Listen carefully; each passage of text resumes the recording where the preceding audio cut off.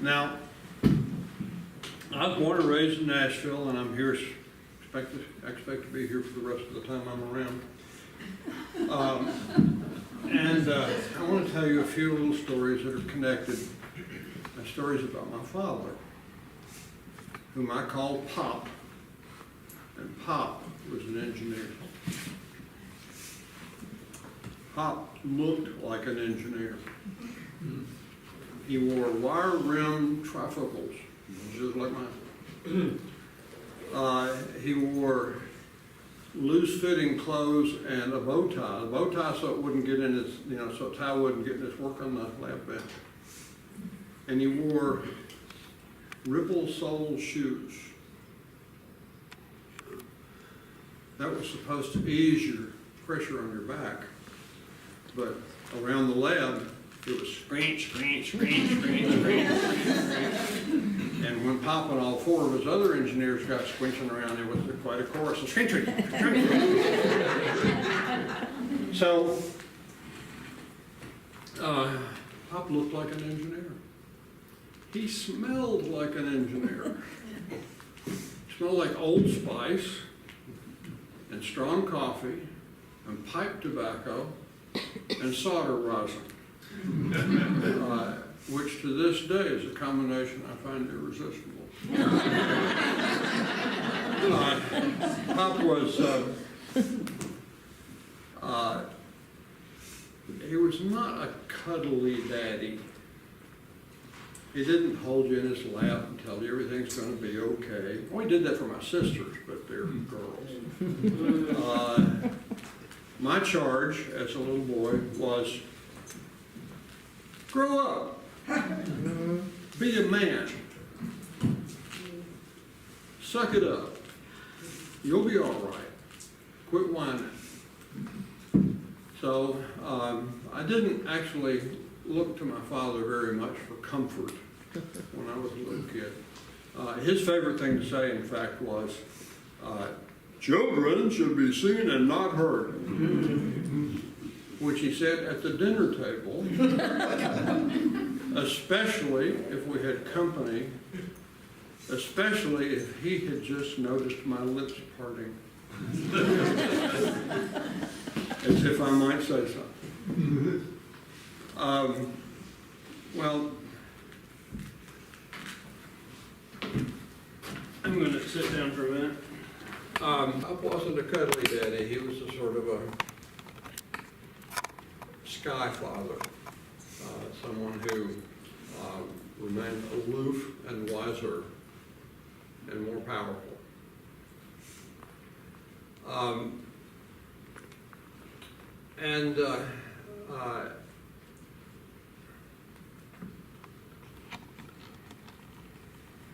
One night, he surprised me by walking into my room and sitting down on the edge of the bed and saying, how would you like a bedtime story? He had never done anything remotely like that before, and I said, great. And so I cuddled up under the blankets, and he sat down next to me, and he said, once upon a time, there was a brilliant engineer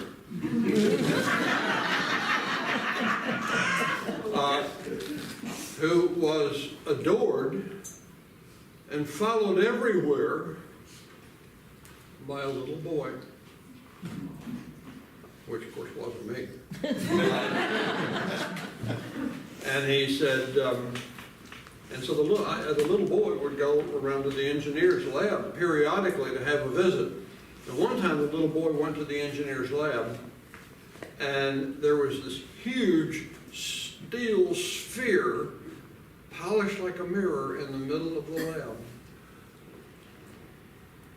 And the little boy said, what on earth is that? And the engineer said, you'll see. Are you ready for an adventure? And I said, yeah. And he said, okay. So we went over and he turned the crank on the outside of the door and he swung the circular door open and we stepped into this tiny space. And in front of us, there was this whole bank of switches and knobs and dials. And the engineer starts flipping switches and turning dials and stuff. And he gets the door. They have to pull the door closed. And of course, there's an airlock. And then they had to put on their pressure suits. And so they've got those things on too. And the engineer says, "You ready?" And the boy said, "Yeah, I'm ready." The engineer reaches up and flips a big switch on the dashboard. And the machine goes.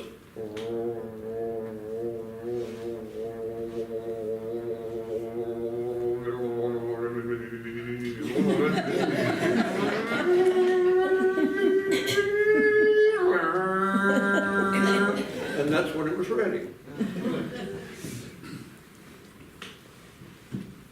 "Now are you ready for some more adventure?"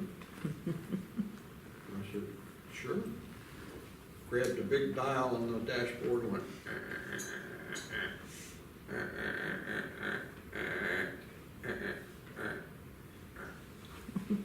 And I looked out the window,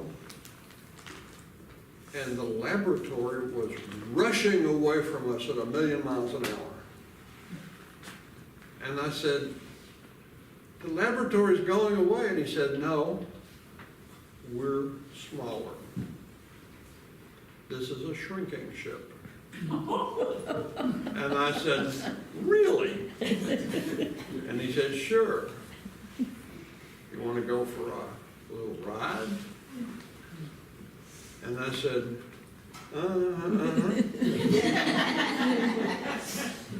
So the next thing I know, he reaches over and he grabs a joystick and he pushes a little on the joystick.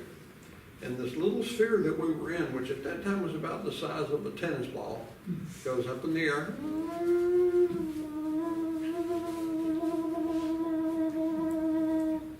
And then you start soaring around the laboratory to have a look, you know.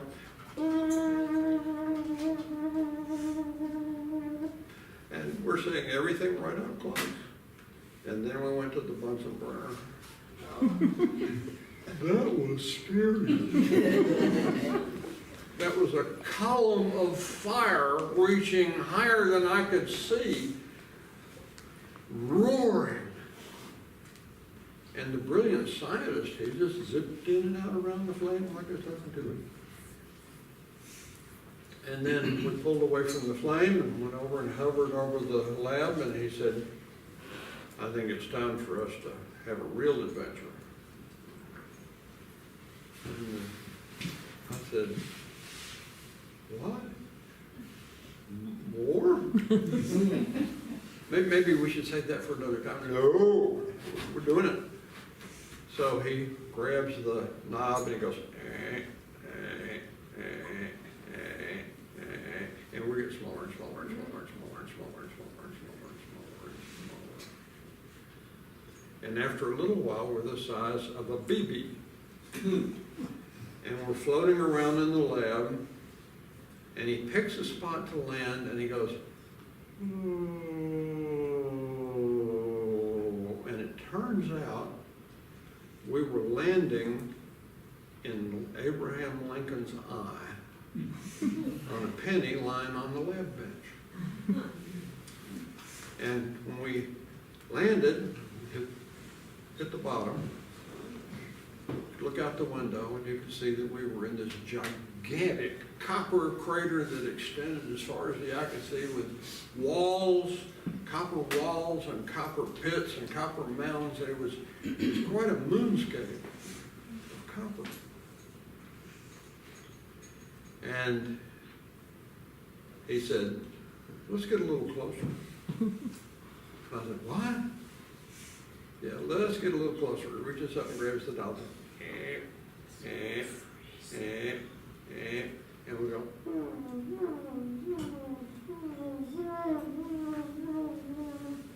Until we were actually floating around in the space between the copper molecules.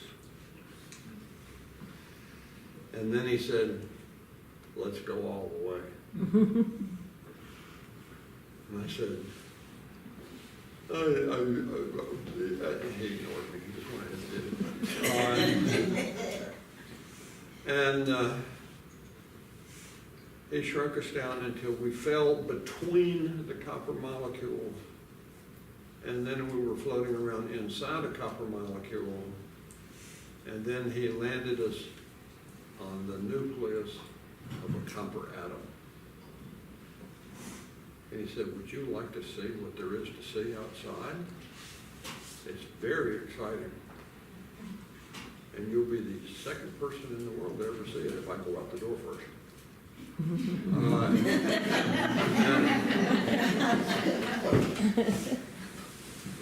And I was happy for him to go out the door first. So we added some pressure to our pressure suits, you know, and then opened the door and stepped out onto the planetary surface of a copper atom nucleus.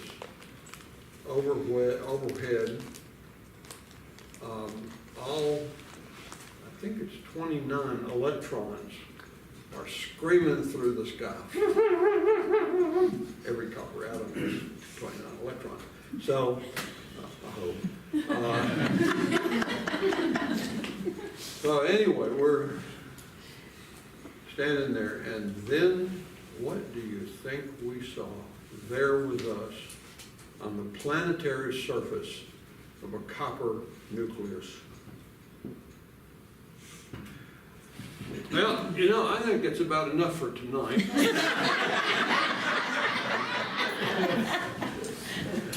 I've got a busy day tomorrow, you too. So we'll finish this story some other night. And I said, I'm not done. And I said, I don't think I can stand it. And he said, be a man. Be a man. So he went out to smoke his pipe and do whatever he was doing in the living room. I think he was actually putting together an exam to give the next day. And then, and I lay in bed like this all night long, trying to imagine what was found by those two on the surface of a copper nucleus. The next day I went to school, and I got my hand spanked by a ruler about 10 times for daydreaming in class. I was daydreaming about the story. And that night I went home and I said, Pop, tonight you can finish the story, right? Right? Gonna finish it, right? And he said, no, son, I gave an exam today and I've got to spend this evening grading them, so maybe another night. And so you're nodding, you've heard this. And my, let's see, where was I? Exams. Grading the exams. What? He couldn't finish the story that night because he was grading exams. Oh, he's grading exams.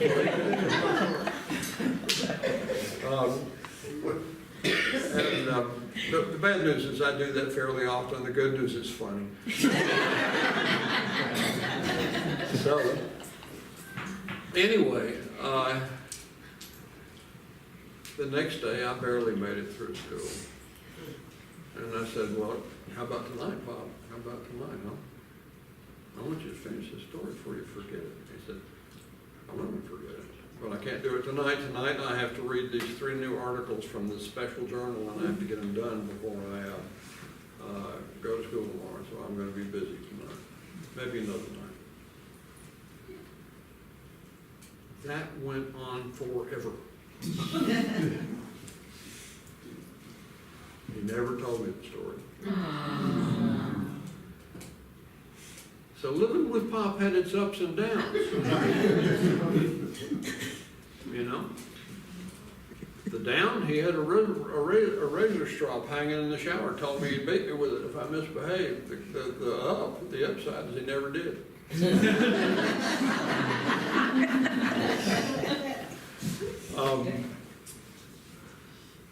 Anyway, living with Pop had certain disadvantages, but it had certain advantages too. One, he could explain anything to anybody. He kept a pad of scrap paper on a clipboard on the footstool in front of his chair, and if you asked him a question, he'd grab that pad of scrap paper and out of his pocket protector, he'd get one of his fancy Japanese mechanical pencils and draw you a picture. And by the time he got through drawing pictures, you knew whatever it is you wanted to know. Pop, why does a ball bounce? Half a page of scrap paper later, I knew why a ball bounced, and I understood it perfectly well. I could explain it to anybody else. Pop, why does an iron ship float? And so he got out his clipboard and started sketching on it, and before you knew it, I knew. He could explain anything. And one day I went to him, I said, Pop, I've been hearing a lot about sex.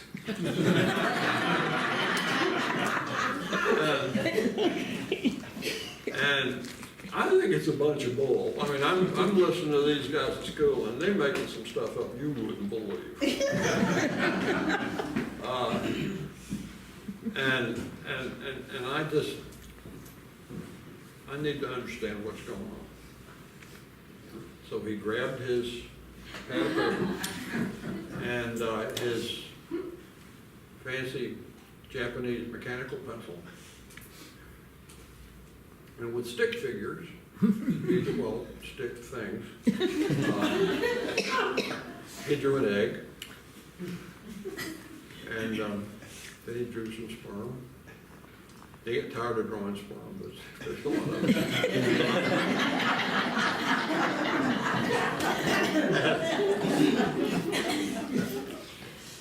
Well, you know. So anyway,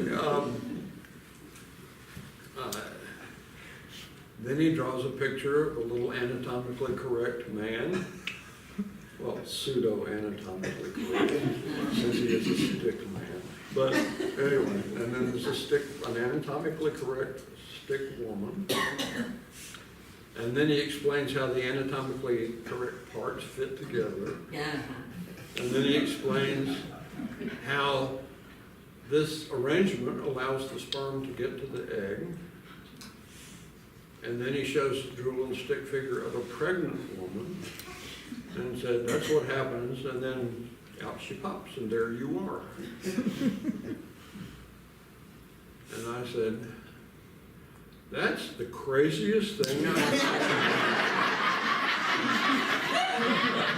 That's not possible.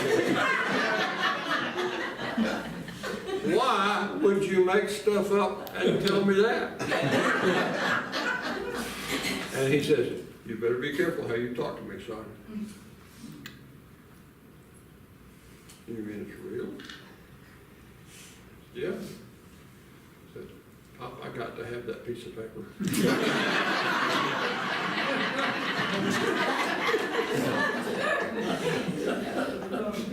But he wouldn't let me have it.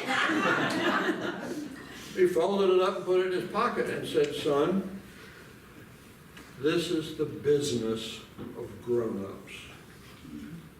Put it out of your mind and don't think about it again.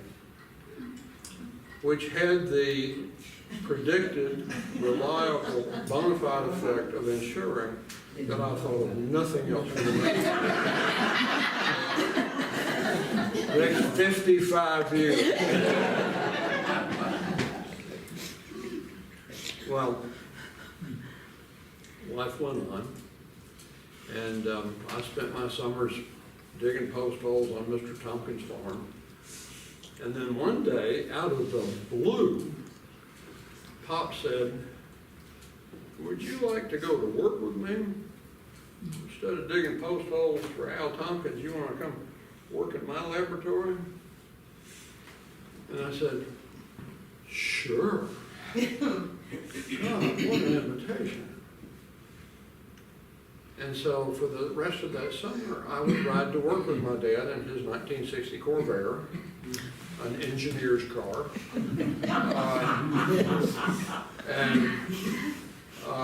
And we would talk on the way to and from work. It was a long way. What was a 20-minute ride? And we would talk about stuff. Whatever came up, whatever was on the radio. We talked. This is the first time in our lives we had actually talked. And we became pretty good friends. The job that I was doing at his lab was the most obnoxious job you can imagine. I had to look at a flickering digital readout on a scope of some sort, and every so often, unpredictably, the number on the readout would change. Off the screen all day. But meanwhile, things were kind of exciting out in the main lab, and I could hear those guys running around, screen, screen, screen, screen, screen, screen, screen, screen, screen. And it turns out that somebody had contracted with them to build a vortex gun. Now, how many people in here know what vortex is? Do you get? Well, some of you are lying. But anyway, a vortex is a donut of air that circulates around itself so that it maintains coherence as it travels through the larger volume of air. That's almost out of the dictionary.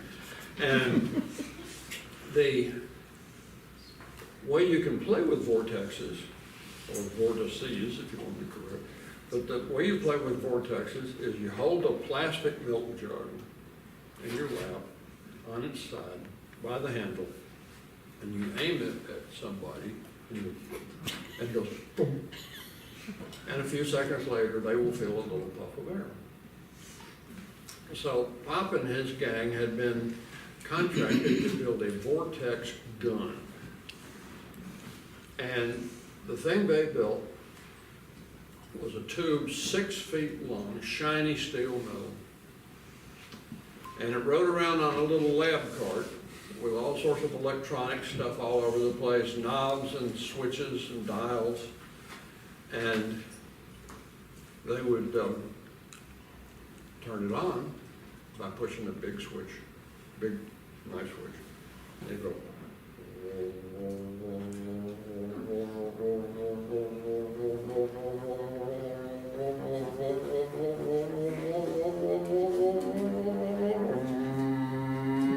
And it was ready. And so then they would aim it very carefully down the hall where they had a Webster's Collegiate Dictionary standing on end on a lab table. And this was maybe 20 feet. Push the button. Boom. Big, deep. Boom. And 6 seconds later, the dictionary goes. Well, this was wonderful, and it kept these 5 grown-up engineers entertained for every bit of half an hour. And then they needed something more, well, it is a gun, right? We need to be able to do something gunny like with it. And so that night, when everybody went home, my dad and a couple of his cohorts set it up. They aimed the vortex gun very carefully down the entrance hall to the building. My dad's office was at one end of the hall with a door opening out into the hall. All the way at the other end of the hall, 100 and something feet, another door opens out into the hall, and behind that door is a receptionist who is there to serve a law firm down on that end of the building. And so Pop and his cohorts, rulers and measuring instruments and various kinds of strategies, figured out exactly how to aim that thing and how much decline it would get, you know, how much gravity would pull down on the vortex and so on. And when they had it all figured out, had the settings like they wanted them, they went home. The next day, they waited until they thought there was no chance they would get caught. She was busy doing something. Her door was standing open. They opened the door to their lab, hit the big red button, closed the door. At that point, the most amusing thing in the world is 5 engineers with mustaches, except my dad. 4 mustaches, 5 engineers, 5 pocket protectors, climbing all over each other, trying to look out the little lab door. Well, I didn't see it because I wasn't big enough to muscle my way into the window, but I heard it. After we closed the door, there was a 22-second wait. And then all the way down at the other end of the hall, the receptionist page boy haircut went, woo! Okay. And so these 5 engineers are crawling all over the floor laughing. They're ridiculous. But then began one of the lowest, most sad, tragic periods in human history. My father and his colleagues undertook, knowingly, a strategic program of torture. These guys knew what random was. They'd shoot her, and then they'd wait 40 seconds and shoot her again. And then they'd wait 2 days and shoot her again. And an hour and shoot her again. You never knew when to expect it, just random. It was making her crazy. She had the HVAC people come in and look.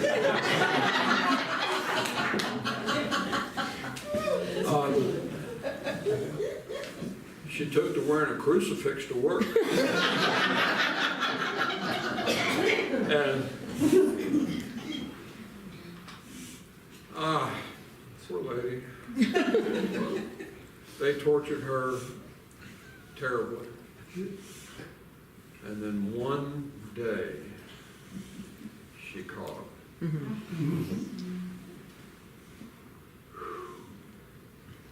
She came down that hall like General Patton on high heels. Bam, bam, bam, bam, bam. She gets to the door. My father, who I had previously thought I was a large person, was completely cowed by her. I could completely understand. And she points her finger at the middle of his face and said, "You owe me an apology." And my dad said, "I'm sorry." Not something my father once ever said before that moment in my presence.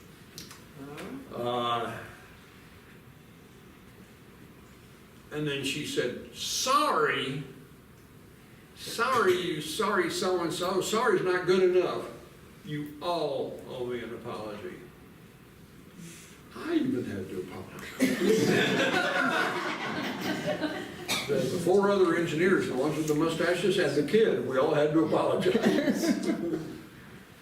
So a couple days later, the big day came. Going to Julian's. That's the most expensive restaurant in Nashville. My father would have never, ever gone to Julian's. Not on his 50th anniversary would he go to Julian's, but he's taken a secretary to Julian's. So I'm lined up at the door to go get in the car to go to Julian's. And my dad looked at me and said, "Where do you think you're going?" And I said, "Well, to Julian's." "Everybody's going to Julian's." He said, "You're not." And then he said those magic words. This is the business of grown-ups. Don't think about it anymore. Grown-ups. Well, my dad and I had an on-again, off-again relationship. It was tough. When I got to college and took up dope smoking and marching for peace and free speech and no war, he and I didn't do too well. Him being an engineer and all. But we kind of did okay, and things got better as time went along. And when Linda and I were in Hawaii, many years later, Pop had his first open heart surgery, and I could not be there for it. And that made me very sad, but you know, you deal with these things. And then 10 years later, 15 years later, I'm back in North Carolina, and Pop is in a hospital in Nashville having his second open heart surgery. I went and sat by his bed.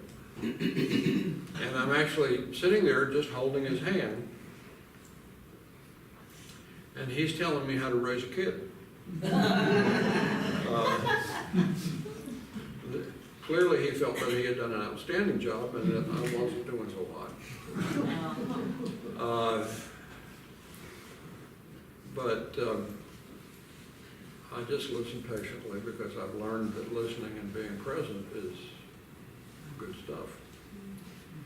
But after a little while, I said, Pop, I need to ask you a question. This question has been with me all my life.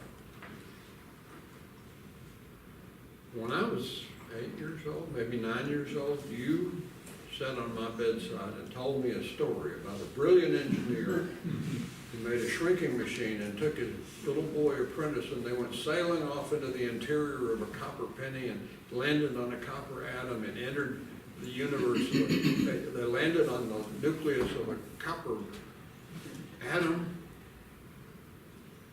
How was that going to go? What was supposed to happen after that? And Pop said, I never told such a story. Said, that's a trite story. The old science fiction magazines from the 30s and 40s were full of how planetary systems and atomic systems were like, and people made up silly stories about that, but I never would. It's too trite. And not long after that, he died. So here I am, 75 years old, and I am still that little boy who is so in awe of the brilliant engineer. And by the way, it really was brilliant. And there I am, stuck in the bottom of Abraham Lincoln's very sad eye,